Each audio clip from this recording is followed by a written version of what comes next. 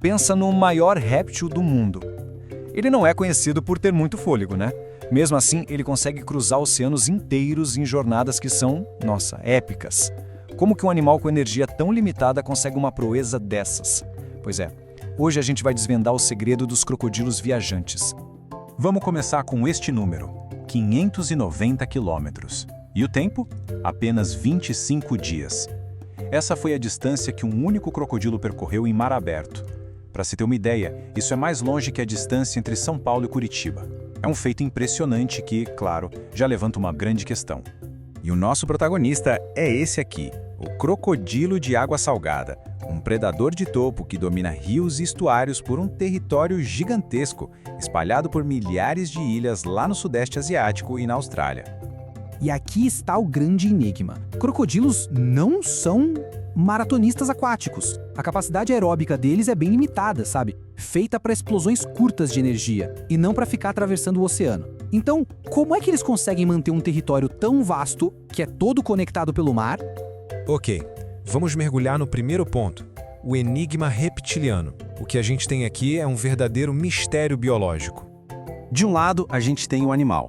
Um réptil com metabolismo lento, feito para economizar energia, não para fazer esforço prolongado. Do outro lado, o território dele. Uma área gigantesca que exige obrigatoriamente cruzar o oceano. E o mais intrigante é que mesmo com toda essa água separando as populações, os crocodilos dessas ilhas não viraram espécies diferentes. Isso só pode significar uma coisa: eles viajam e se reproduzem entre si. Mas como? Bom, para resolver esse enigma, os cientistas precisaram, digamos, seguir os crocodilos em suas jornadas secretas. A hipótese era até que bem simples, se parar para pensar, genial. E se os crocodilos não estivessem nadando contra a correnteza, mas sim usando a correnteza a seu favor? E se eles fossem, na verdade, surfistas bem espertos, pegando carona nas correntes oceânicas?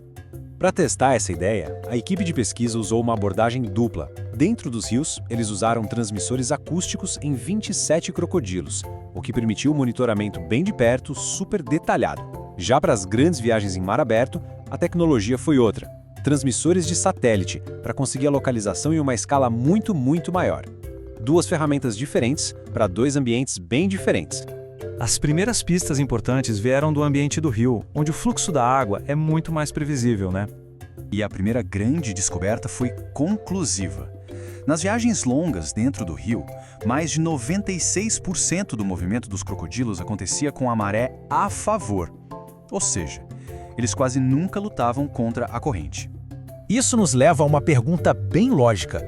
Se eles só viajam a favor da corrente, o que acontece quando a maré muda e começa a ir na direção oposta? Eles ficam parados?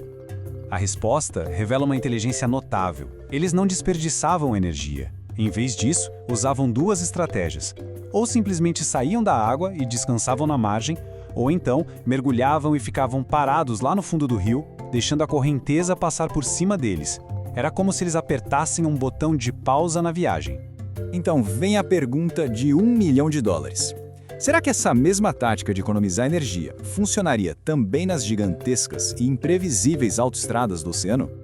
Esse mapa aqui mostra as rotas dos crocodilos que foram monitorados por satélite, e as distâncias são absurdas.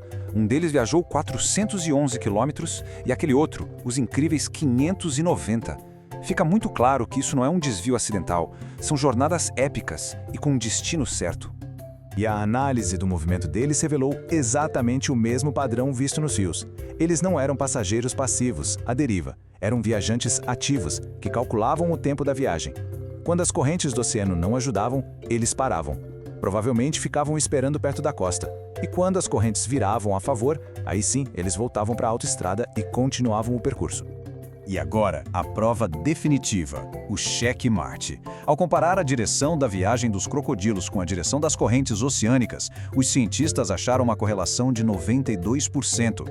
É um resultado estatístico impressionante, que confirmou a hipótese de vez.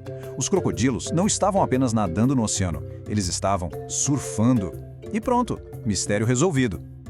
Ok, descobrir que crocodilos são surfistas oceânicos é fascinante, mas quais são as implicações maiores dessa descoberta? O que isso muda na prática? Bom, primeiro, isso explica por que os crocodilos de água salgada são uma única espécie numa área tão vasta. Essas viagens mantêm o fluxo genético entre populações distantes. Segundo, muda completamente a nossa percepção sobre o comportamento deles. Não são viagens acidentais, são uma estratégia de dispersão intencional. E por fim, tem aplicações práticas.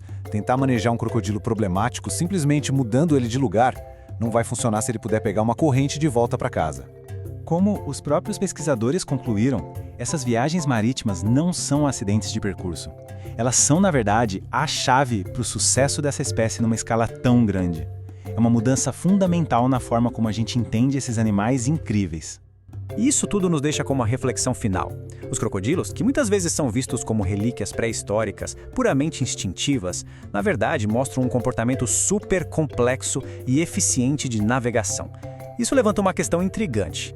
Que outras formas de inteligência e estratégia sofisticada podem estar escondidas por aí, no reino animal, só esperando para serem descobertas?